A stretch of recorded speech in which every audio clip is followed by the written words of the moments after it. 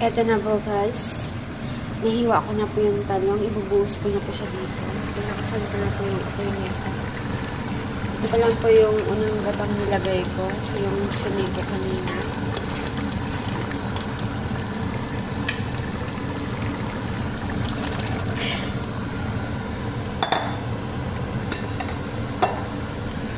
Tapos, sahaluin ko lang siya ng dahan muna. Hindi ko pa ito siya hahaluin para hindi ko magulog yung talong. Ang talong pala po nagkutubig to.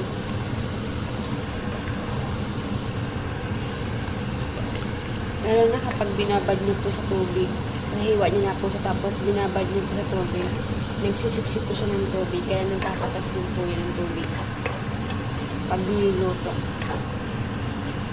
Hayaan ko lang po itong lumambot yung talong.